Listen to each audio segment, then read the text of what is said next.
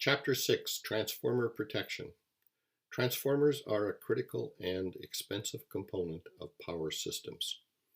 Due to the long lead time for repair and replacement of transformers, a major goal of transformer protection is limiting the damage to faulted transformers.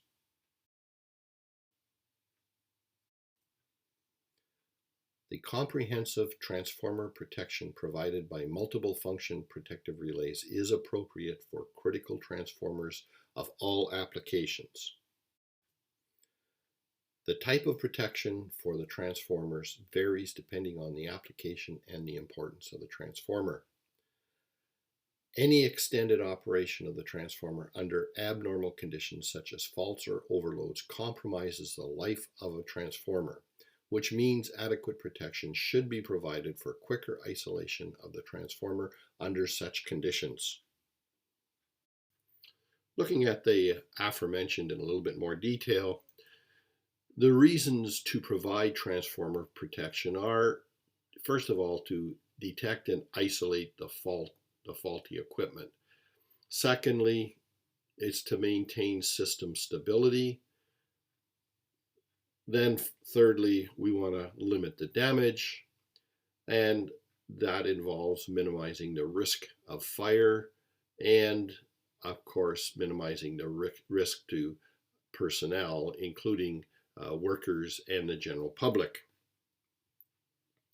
Factors that are affecting the transformer protection, first of all, the cost of repair of the equipment.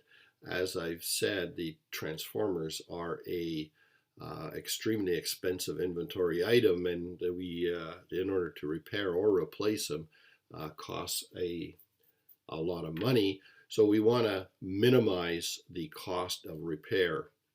Also, we don't want the damage to be too extensive, so we want to minimize the cost of downtime, because we ultimately could be losing revenue as a utility because of equipment outage, not to mention the public relations if we have people in or out of power for any length of time. And then it also affects the rest of the system and how the system would be operating without that equipment. And of course, if there is a catastrophic failure, like in the case of a transformer, if it explodes, there's a potential for damaging adjacent equipment. And of course, I've also mentioned the length of time of repair or in order to replace the equipment. At times, some of the generating stations are in a very remote location, and in order to get a heavy piece of transformer equipment up to that location would require a lot of time and a lot of logistical movement of inventory and personnel. Protection requirements fall under 4 categories. Selectivity. Selectivity means that the protective scheme should accurately identify the system element which is at fault and initiate the tripping of only the minimal possible number of circuit breakers required to isolate the defective element or elements. Proper selectivity ensures that the minimum number of customers are interrupted and the minimum number of system elements are taken out of service. Unnecessary interruptions cut into revenue and reduce customer satisfaction. Unnecessary removal of system elements contributes to overloading of equipment remaining in service and could contribute to the instability of the entire system. There must be a correct coordination provided in various power system protection relays in such a way that a fault at one portion of the system should not disturb another healthy portion. Fault current may flow through the part of the healthy portion since they are electrically connected, but relays associated with the healthy portion should not operate faster than the relays of the faulty portion. Otherwise, undesired interruption of healthy equipment will occur. Again, if relays associated with the faulty portion is not operated in proper time due to any defect in it or other reasons, then only the next relay associated with the healthy portion of the system must be operated to isolate the fault. Hence, it should neither be too slow, which may result in damage to the equipment, nor should it be too fast, which may result in undesired operation. Next, there is speed. Speed means the protective relays must operate at the required speed.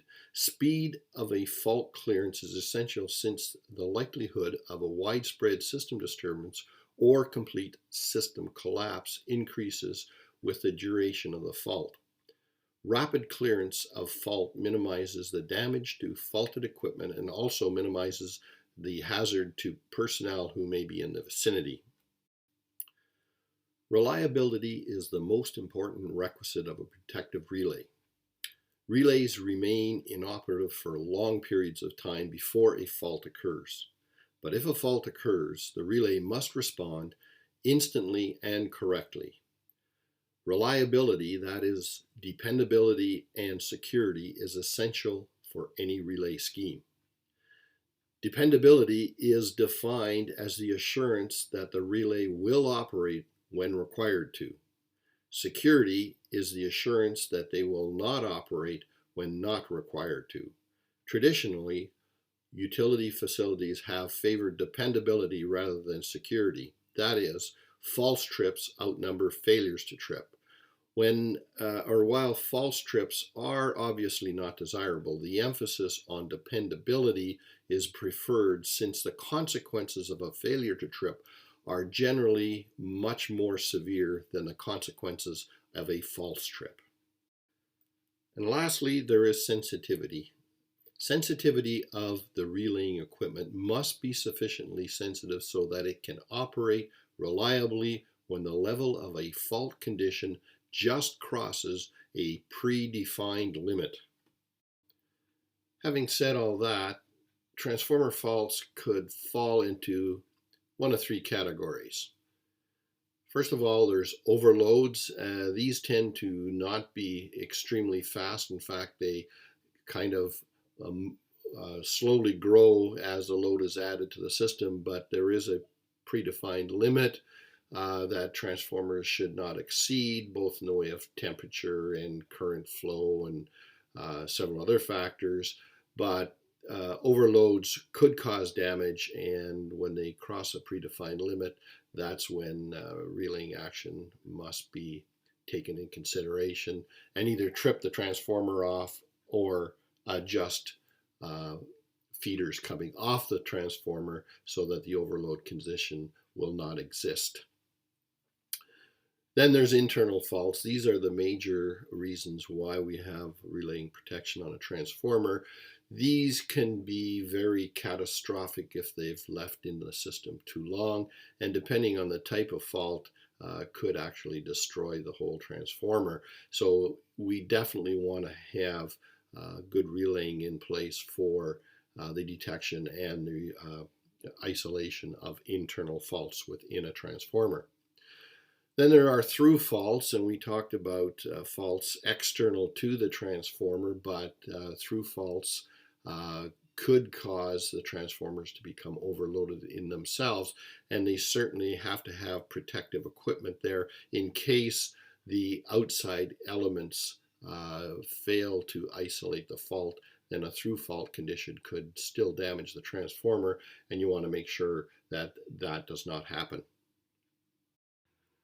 Transformer overcurrent protection falls into two main categories: relays and fuses, the choice of which is largely dependent on the transformer size, voltage levels, and downstream loads.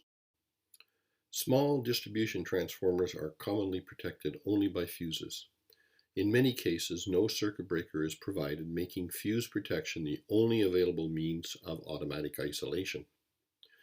Fuses are overcurrent devices and must have ratings well above the maximum transformer load current in order to carry, without blowing, the short duration overloads that may occur when starting large motors and also to withstand the magnetizing inrush currents drawn when a power transformer is first energized. It should be noted here that HRC, or high rupturing capacity fuses, although very fast in operation with large fault currents, are extremely slow with currents of less than 3 times their rated value. It follows that such fuses will do little to protect the transformer when load limit thresholds are just slowly approached and then exceeded, serving only to protect the system by disconnecting a faulty transformer after the fault has reached advanced stages. Larger transformers, 100 kVA and over, may be controlled by circuit breakers, in which case protection can be provided by overcurrent relays. Improvement in protection is obtained in 2 ways. One, the excessive delays of the HRC fuses for lower fault currents is avoided, and an earth fault tripping element can be provided in addition to the overcurrent features.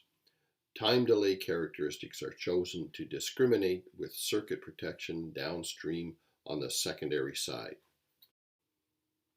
Instantaneous trips may be added, the current setting being chosen to avoid operation with short circuits on the secondary side. Also, HRC fuses may be used to back up the circuit breaker, although full discrimination with secondary circuit protection is necessary. The fuse rating need not be as high as a through fault current, depending on the transformer reactance, the source fault power, and whether the secondary system is a single circuit or a subdivided into several branches with each having its own protection. The main function of such instantaneous protection is to give high-speed clearance to close-in and internal faults. The settings, therefore, may be relatively high. When determining the parameters or limits of the protection for the various types and sizes of transformers, the following IEEE standards are used as guidelines for the choice and settings of transformer protection. C37.91, the IEEE Guide for Protecting Power Transformers. C57.12.00, the IEEE Standard for General Requirements for Liquid Immersed Distribution, Power, and Regulating Transformers. And C57.109, which is the IEEE Guide for Liquid Immersed Transformers through fault current duration. For the choosing and setting of overcurrent protections, the following must be known, and if not supplied by the manufacturer's transformer documentation, can be estimated using the IEEE standards. Rated current, which is in VA or kVA, the inrush current, short circuit currents, and the transformer damage curves. These parameters are plotted either on graph paper, which is the old method, or on a computer. The characteristics of the relay and or fuse protection is then fitted inside the envelope created by these 4 variables. Let's walk through a simple example. Given a 3750 kVA transformer, 13.8 kV to 4160 volts, delta to Y transformer, we are to select the proper fusing on the primary side. The rated primary current can be calculated by the kVA rating of the transformer or the VA rating of the transformer, which is the VA divided by the line to neutral voltage, and we don't have the line to neutral voltage, so it must be calculated. So it's VA all over root 3 times the line to line voltage, which is 3750 kVA all over root 3 times 13.8 kV, which is equal to 157 amps. The rated secondary current, it may be calculated in the same way. It's the VA all over root 3 times line-to-line voltage, which gives 520 amps. The inrush current is either supplied by the manufacturer or is given by the IEEE standard as 12 times the rated current. So that would be 157 times 12, or 1,884 amps. The transformer damage curves can be obtained from the IEEE standard 57.109, which is the guide for liquid immersed transformers through fault duration. These values are plotted on a time current curve, or a TCC, using log-log graph paper or on a computer. Today, with coordination software, a lot of the transformer information is in accessible databases, including manufacturer's transformer information and how it's related to the IEEE standards, as well as most popular fuse and relay curves. From this information, the transformer damage curves can be plotted along with the inrush current of 1,884 amps. The transformer primary full load amps of 157 can also be added to the graph. So the fuse curve should lie between the transformer full load amps and the inrush current curves and its damage curves. And it does this shape to miss the full load amps of the transformer and not be affected by the inrush current, but will melt below or before the onset of the damage curves. As transformers get larger, it gets more difficult to fit the fuse curves. Also, the need for speed increases, and relays and breakers will give the speed and characteristics that are required. We now replace the fuses with instantaneous and timed overcurrent relays and breakers, allowing us to fit the tripping characteristics of the relay to our transformer parameters perfectly. The instantaneous overcurrent is set to pick up just above the inrush current level, with some margin of error, of course, and the timed overcurrent characteristic is set to line up just below the damage curves. A relay is usually chosen with a family of curves that will fit the situation, and the one curve that perfectly matches the required parameters is then chosen.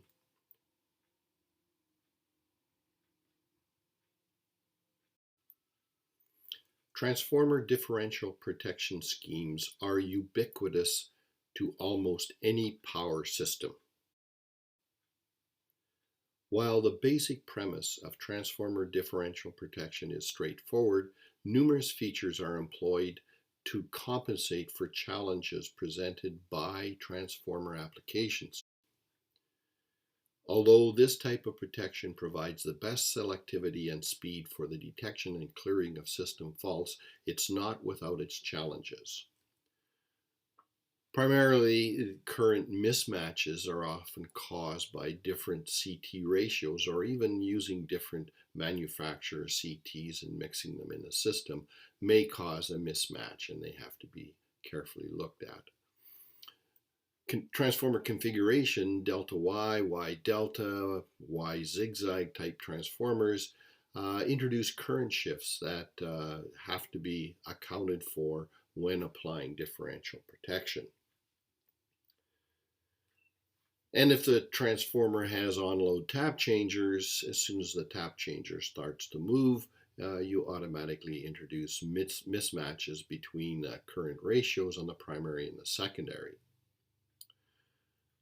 And you also run into current saturations and the hysteresis remnants of current transformers, which have to be allotted for. And with the power transformers, there's the inrush phenomena that also introduces a large amount of harmonic content that has to be accounted for. Current differential relaying is applied to protect many elements of a power system. The simplest example of current differential relaying scheme is shown in this slide. The protected element might be a length of circuit conductor, a generator winding, a bus section, or more to the point, in our case, a transformer. It can be seen that the current differential relaying is a basic balancing of current using the application of Kirchhoff's current law. The relay operates on the sum of currents flowing in the CT secondaries, that is, I1 plus I2. Under normal conditions or faults outside the protected element, I1 equals I2. If the turns ratios of the CT are the same for both currents in the CT secondaries will be the same. Therefore, by virtue of the CT connections, I1 and I2 add to 0 through the relay. That is, I subscript DIFF or I diff is equal to I1 plus I2 is equal to 0. The secondary currents thus appear to circulate in the CT secondaries only and not through the relay. When a fault occurs inside the protected zone, let's see what happens. Under fault conditions in the zone of protected equipment, I1 does not equal I2. The currents in the CT secondaries may be quite different and will flow out of the spot secondaries. Therefore, by virtue of the CT connections, I1 and I2 add to a value greater than 0 through the relay.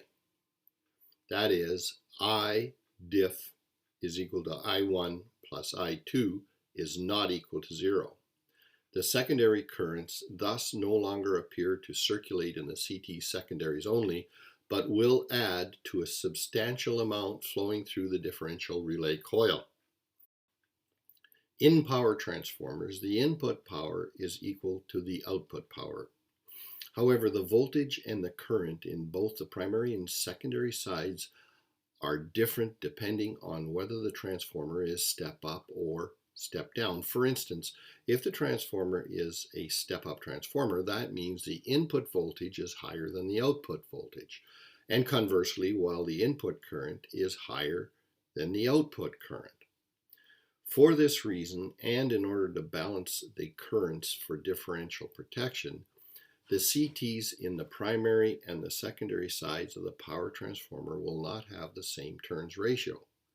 However, they are carefully selected in terms of turns ratio so that they both have the same output current under normal conditions of operation.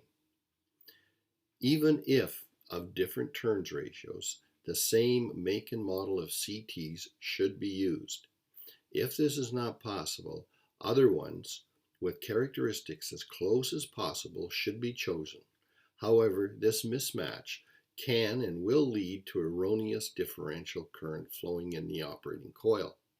The higher the current, the larger the mismatch will be generated for the differential current.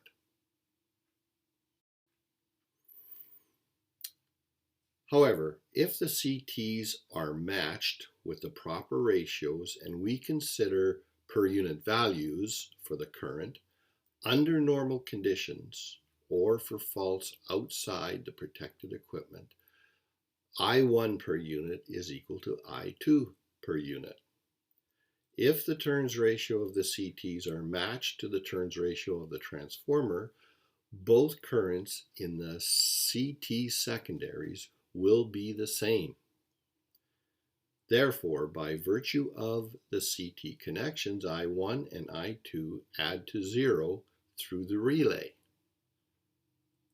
The secondary currents thus appear to circulate only in the CT secondaries and not through the coil of the differential relay. This brings us to one of the challenges with transformer differential protections, as mentioned previously, and that is CT saturation and remanence. As was stated a few slides back, in power transformers, the input power is equal to the output power, and the voltage and the currents in both primary and secondary sides could be quite different. For a step-down transformer, the input current is lower than the output current. However, under ideal conditions, if the CT ratios were selected correctly, the output current from both CTs balance. However, even though the CT ratios were selected to balance, the secondary CT could go into saturation before the primary CT, causing an imbalance in the secondary currents. This, of course, could result, and often would result, in the erroneous operation of the differential relay for faults outside the protected zone.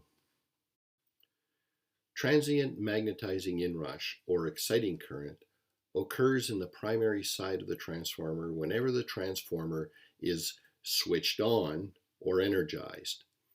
This is the current that is required to set up the magnetic flux that links the primary to the secondary of the transformer. At this time, the first peak of the flux wave is higher than the peak of the flux at the steady state condition. This current appears as an internal fault, and it is sensed as a differential current by the differential relay.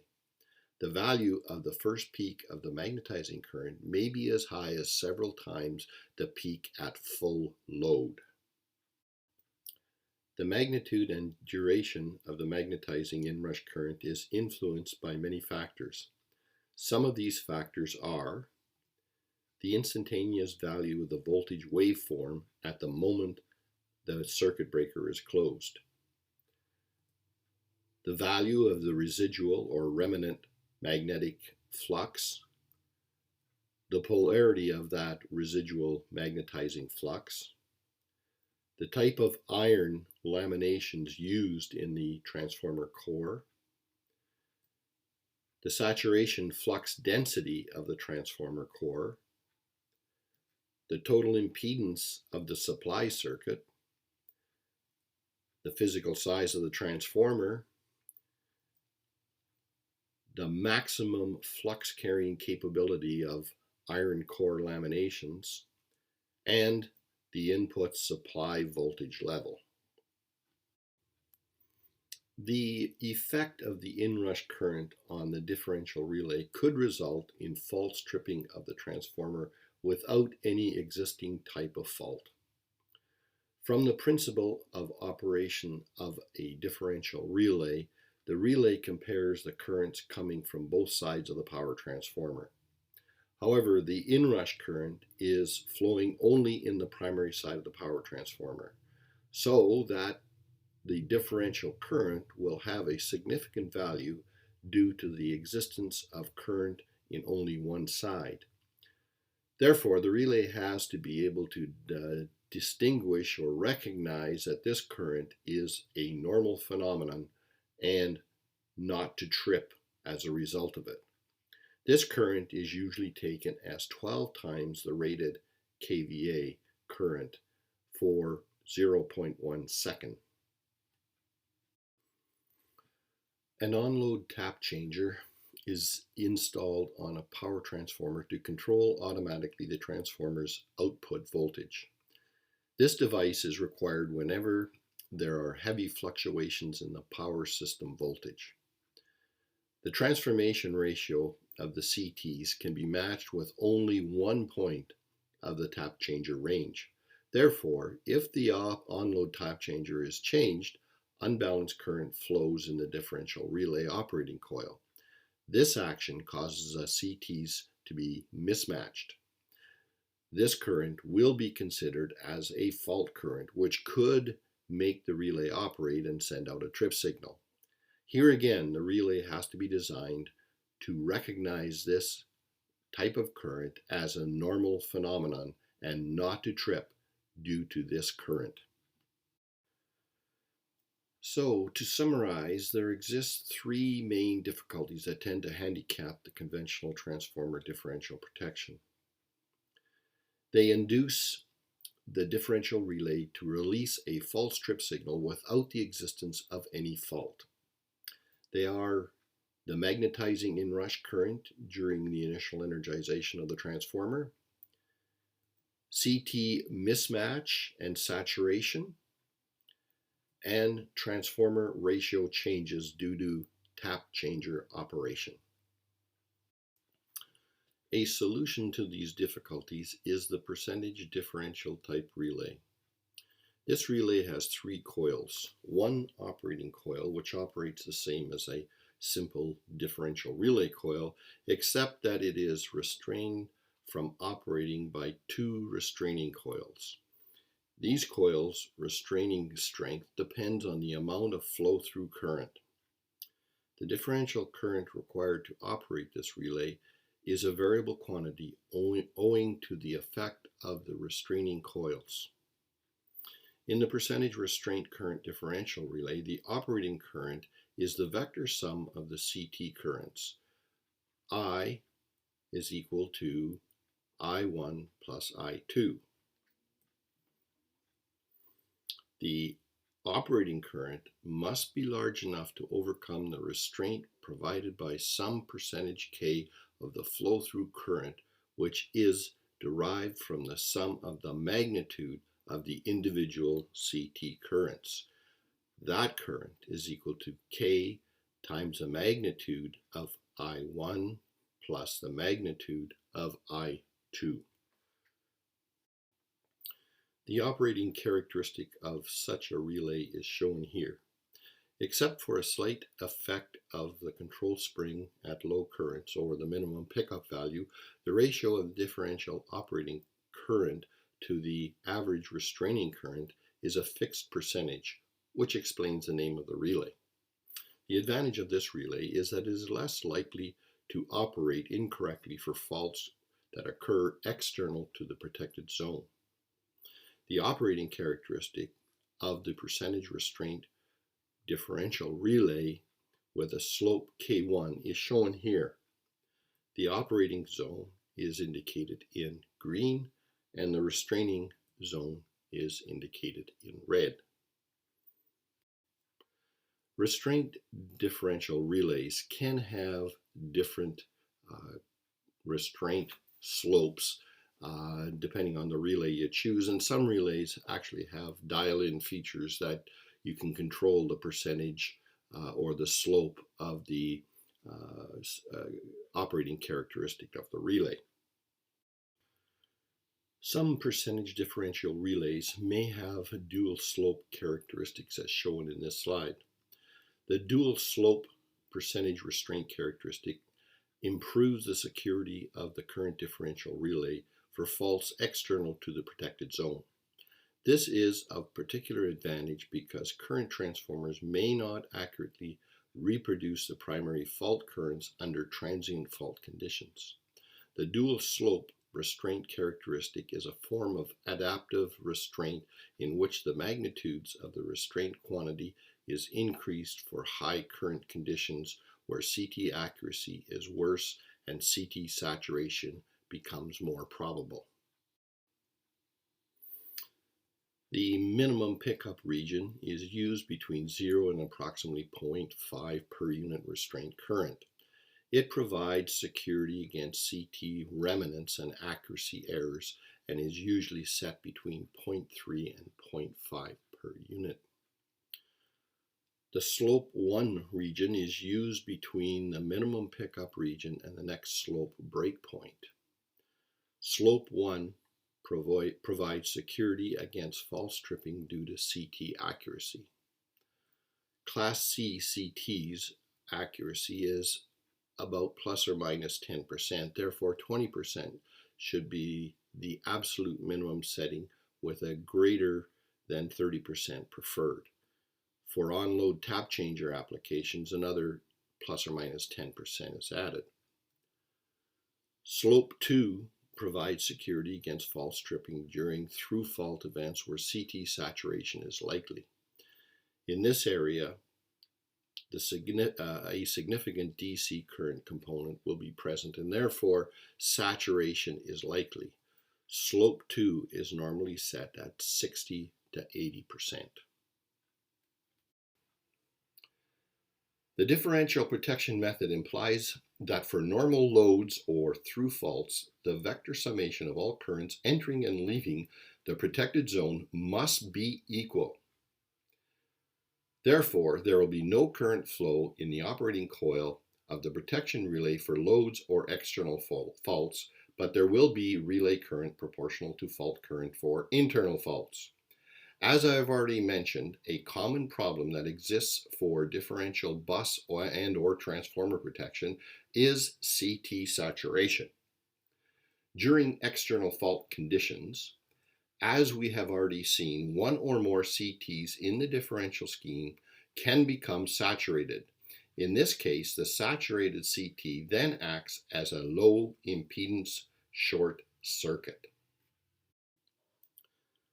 The saturated CT will not perform correctly in order to transform the effective fault current. The other CTs that do not saturate will output secondary fault current accurately. As a result, the differential relay receives some current that could trip incorrectly. In the case of high voltage buses and transformers, the system cannot tolerate the protection time required to operate the low voltage bus protection. High voltage internal buses and transformers must be cleared of faults instantaneously with no time delay. If we could increase the impedance of the relay path substantially above that of the saturated CT2, we could then prevent the relay from operating. With an external resistance added in series with the coil, the current output of CT1 will now be forced through the low impedance of CT2. Therefore, no or very little current will pass through the relay coil and the relay will not operate. If we now consider an internal fault, both CT1 and CT2 transform the fault current correctly, as the protection will operate fast enough to prevent any CT saturation. Both I1 and I2 will add and flow through the resistor and relay combination to correctly produce an instantaneous trip. This modification to simple differential protection is known as high impedance differential protection. With high voltage buses and transformers, the fault currents are normally very large. With the addition of external resistance in the relay path, the voltage developed across our relaying and the CT secondaries will therefore be very high. This high voltage could in turn damage the secondary winding of the CT circuit and the overcurrent relay. If we installed a non-linear resistor in parallel with the external resistor relay combination, we can limit the voltage to a very safe level. This type of non-linear resistor used is called a metrocell. It will limit the voltage to approximately 300 volts for internal faults. At low voltage, the metrocell will behave like an open circuit, and for voltages greater than 300 volts, it will begin to conduct and shunt some of the relay current. As a result, the differential junction voltage is limited to a safe value and still allows the relay to operate correctly. This is what an installed metrocell looks like. It will limit the voltage to approximately 300 volts for internal faults. Let's consider a three-phase transformer protected by differential relaying. This is a typical step-down power transformer carrying normal load. Power flow is from the 115 kV system to the 12 kV system. This 30 MVA power transformer has a Y-connected primary winding with a delta-connected secondary winding. As a result, we will obtain a 30-degree phase shift across the transformer. That is, the secondary currents and voltage will lag the primary by 30 degrees. To account for the phase shift, the protection CTs on the 115 kV Y side of the power transformer are connected in delta, while the CTs on the 12 kV delta side are connected in Y. Therefore, the current entering the relay restraint coils from the 115 kV side will be equal and in phase with the current leaving the relay on the 12 kV side, disregarding the transformer ratios for the moment. And let's have a look at that and see how that works. Let's follow the currents for convenience, and let's assume that the CTs match the transformer ratios. The red phase current enters the H1 bushing of the transformer, and we'll call that the red phase leg of the transformer. The white phase current enters the H2 bushing of the transformer white phase leg, and the blue phase current enters the H3 bushing of the transformer. These three currents set up in-phase currents in the secondaries of the transformer, like so. So the in-phase currents in the secondary windings are in phase with the primary turns of the transformer. The secondary R phase is made up of the sum of the red phase, or the current flowing out of the red phase leg of the transformer, minus the blue phase. We will call that I subscript R minus B. And we will call the current flowing in the secondary of the CT I subscript R minus B, lowercase, as it is the secondary side of the CTs. Similarly, the secondary white phase is made up of the sum of the white phase current minus the red phase current, and it sets up a similar current in its secondary, I W minus R. The secondary blue phase is made up of the sum of the blue phase current minus the white phase current on the secondary, and that sets up a secondary current flowing in that CT, I B minus W.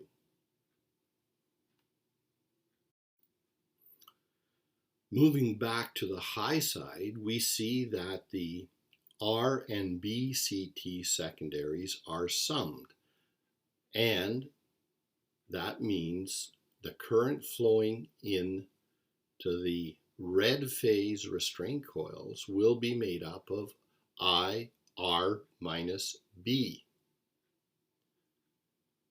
The current flowing into the white phase differential relay restraint coils will be made up of the I W minus R phases. And similarly, the current flowing into the blue phase differential relay will be made up of I B minus W. These three currents flow through the restraint coils of the relay and match the like phases in the secondaries of the low voltage CTs. As a result, we should have zero current flowing through the relay operating coils. Let's consider the phasor diagrams for this. The secondary red to white voltage will be in phase with the primary red to neutral voltage. As well, the secondary white to blue voltage is in phase with the primary white to neutral voltage, and the secondary blue to red voltage will be in phase with the primary blue to neutral voltage. For simplicity, let's assume a unity power factor load. Corresponding currents are in phase with the voltages. Therefore, the red phase current is drawn in phase with the primary red to neutral voltage, and the white to blue currents are shown in phase with the white to neutral and the blue to neutral voltage respectively. So what we are looking at here are the current phasors of the transformer. Moving the drawing out of the way for now, but let's keep it visible at least. And let's move the phasors to give us more room for plotting the results. The secondary currents of the CTs on the high voltage side of the transformer are flowing through the red phase differential relay, and they are made up of the sum of the red minus the blue phase currents from the CTs. This is matched up with the red minus the blue phase and the low voltage currents flowing through the CT secondaries there. The secondary currents flowing through the white phase differential relay is made up of the sum of the primary white minus the red phase secondary CT currents, and this is matched up with the white minus red phase of the low voltage currents. The secondary currents flowing through the blue phase differential relay is made up of the sum of the blue minus the white phase currents from the CTs, and this is matched up with blue minus white in the low voltage currents that are flowing in the secondaries of the CTs there.